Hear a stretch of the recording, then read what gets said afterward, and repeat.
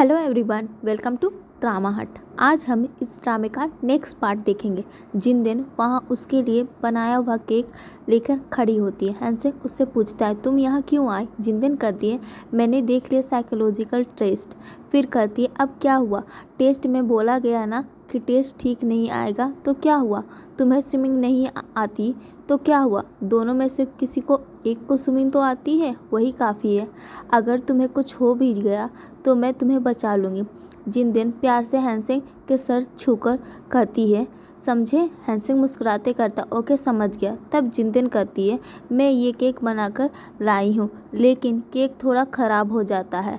हैंसेंग कहता है, कोई बात नहीं, मुझे पसंद आया, और केक ले लेता है। तब जिनदेन कहती है, और एक गिफ्ट भी है, और अचानक से हैंसेंग को किस कर लेती है। हैंसेंग उसे देखता है और फिर वो भी किस कर लेता है जिनदेन को। दोनों फिर से एक हो जाते हैं।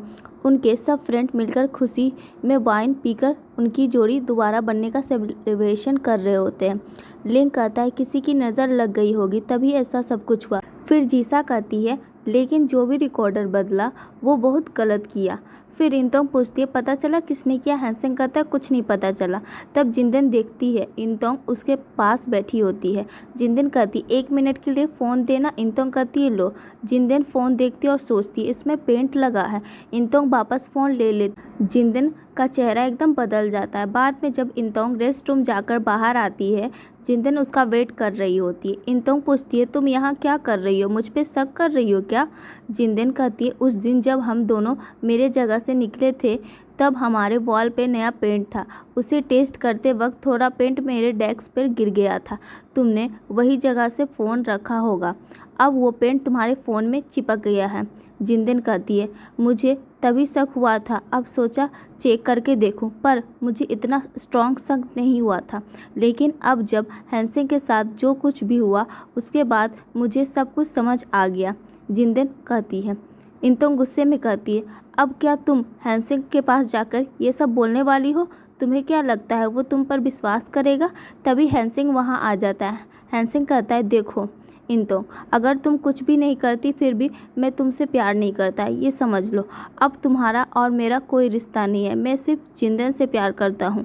ये सब कहकर वहाँ से चला जाता है। इधर इंतोंग रोने लगती है। उसे टिश्यू पेपर देने लिशी आता है। इंतोंग पूछती है, क्या तुम भी मुझे गलत कहने आए हो? लिशी कहता है, तुम्हारा प्यार सही या गलत मुझे नहीं पता, लेकिन तुमने अपने प्यार को बचाने के लिए मुझे झूठी उम्मीद दिखाई, झूठा प्यार दिखाया। तुमने मेरे अच्छे दिल के साथ खेला, मैं तुम्हें माफ़ नहीं कर सकता, आगे से मेरे पास मत आना, कहकर लिसी भी चला जाता है। हैंसेंग इधर फाइल रख रहा होता है, तभी लिसी का मैसेज आता है, मैं जा रहा हूँ, तुम सबसे बिना मिले अपना ख्याल रखना। ये मैसेज देखते ही तीनों उदास हो जाते। इधर इंतोंग जाती है हैंसेंग और जिनदेन के पास और कहती है, मैं यहाँ से जा रही हूँ, लेकिन जाने से पहले एक ज़रूरी सच बताना चाहती हूँ। हमारा फ्रेंड ननयुआन की मौत के लिए तुम जिम्मेदार नहीं हो, मैं ही जिम्मेदार हूँ। फ्लैशबैक दिखाता है जब लोग सिलेंडर ले जाने के वाले थे, पानी में जाने से पहले इंतोंग किसी से फ़ोन पे बात कर रही होती है। वो व्यक्ति बहुत बिजी होता है। मैं इन तीनों के लिए सिलेंडर ले लेती हूँ। इंतोंग 3 सिलेंडर लेकर आती है, लेकिन वो सिलेंडर उन चीज़ों में से था जो रिपेयर के लिए रखे गए थे।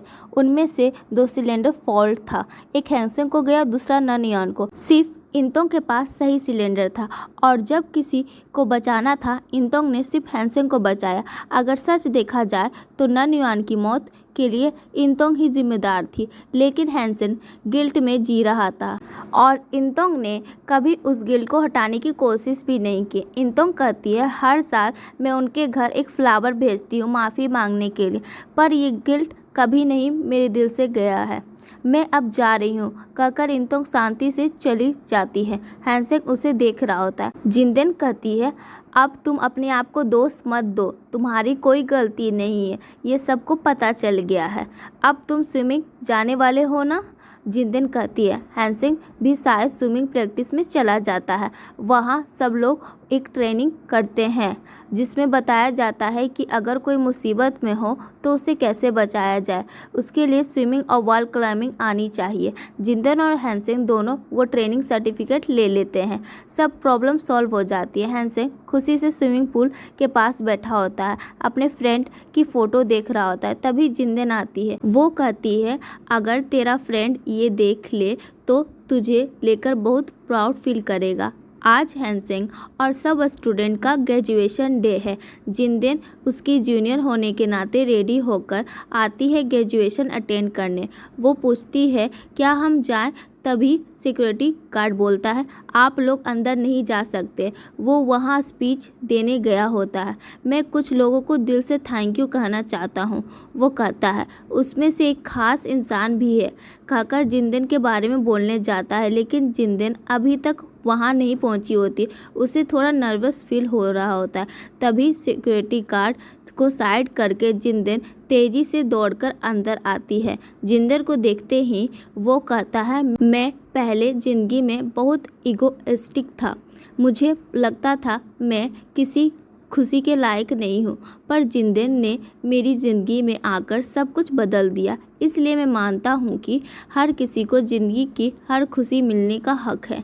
जब तक दिल में गिल्ट रहेगा तब तक हम खुद को और दूसरों को दर्द देते रहेंगे। जैसे जिंदन ने मुझे उठाकर संभाला, वैसे तुम भी सब किसी और को संभाल सकते हो, मुझे पूरा भरोसा है, कहकर वो स्टेज से नीचे उतर जाता है। जिंदन दौड़ के आकर उसे टाइटली हग करती है और वहाँ बाकी दोनों कपल भी मिल जाते हैं। सब कपल मिलकर खुशी से चिल्लाते हैं, अब हम सब ग्रेजुएट बन गए हैं। इसी खुशी भरे पल के साथ ये क्यूट एपिसोड ख़त्म होता है। सब गर्लफ्रेंड बॉयफ्रेंड एक साथ खुशी से स्माइल कर रहे होते हैं और ये प्यारा सा एपिसोड एक परफेक्ट एंडिंग लेता है।